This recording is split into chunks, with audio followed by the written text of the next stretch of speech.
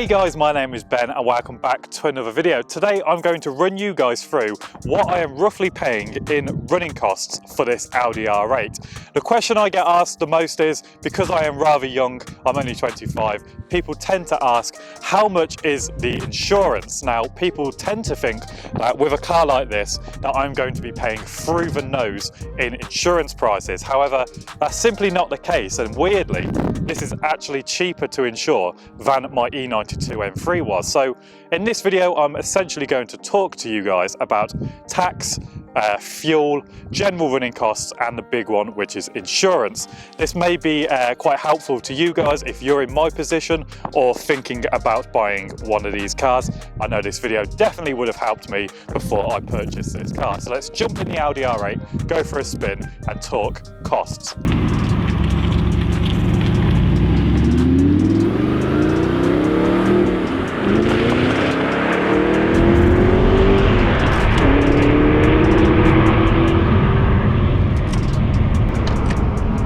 God, that gearbox sounds good. So I'm going to kickstart the first segment of this video with fuel. Now, it's to be expected that a car like this isn't the most economical, and yeah, it definitely took me by surprise. Now, a full tank in this car costs around £100. So for that £100, you can expect to get an estimated range of, depending on how you drive, between 250 miles, but realistically I tend to get 280, maybe 300 if I'm on a road trip.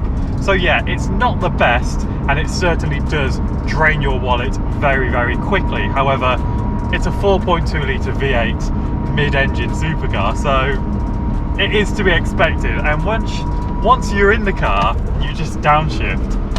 It does make it all worthwhile. The miles per mile you get in this car outweighs any cost. It feels so special.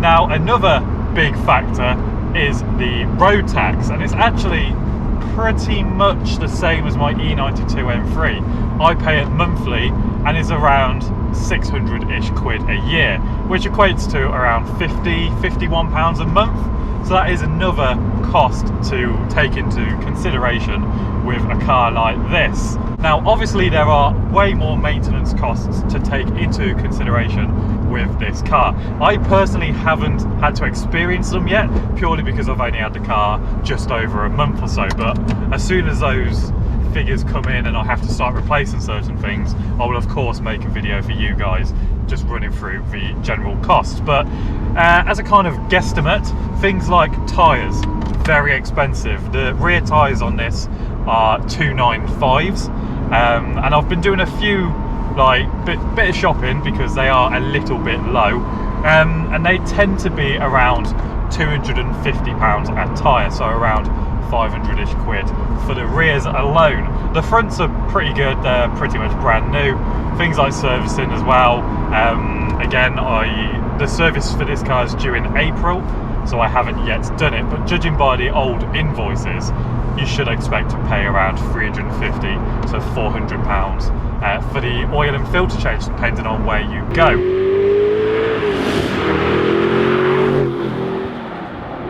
Now, let's move on to insurance, because I actually love telling this story. A lot of people think that because I'm 25 that I will be paying thousands of pounds for insurance, and now obviously this does vary depending on where you live and your age and no claims bonus and all that boring stuff.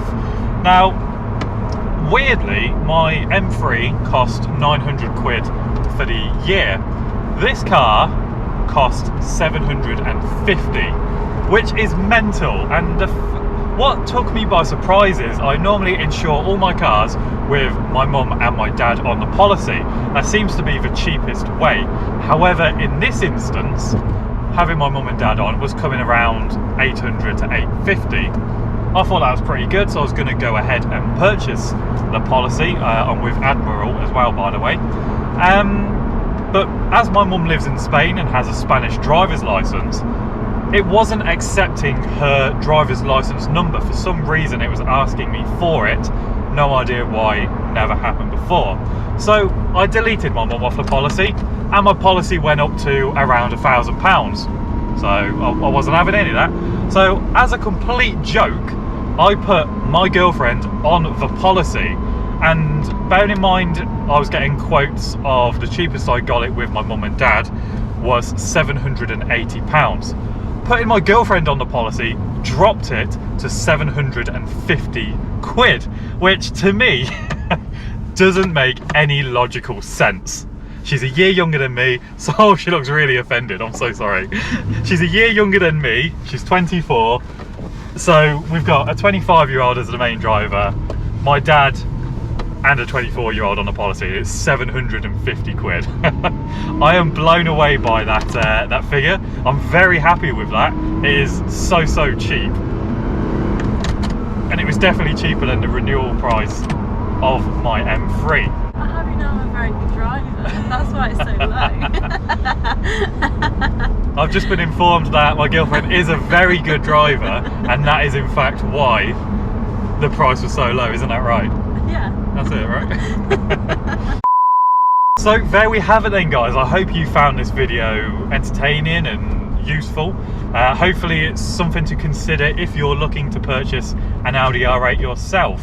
If you've got any more questions or queries, be sure to let me know in the comments down below, or you can DM me on Instagram. I'll be more than happy to answer them for you guys. But anyway, thank you very much.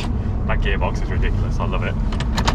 Oh, thank you guys very much for watching this video. If you enjoyed it, be sure to give it a thumbs up, and of course, if you haven't already, make sure you hit the subscribe button and the little notification bell so you do not miss out on any of my future upcoming content with my Audi R8. Thanks once again for watching, guys. Thank you as always for the support, and I'll see you in the next one.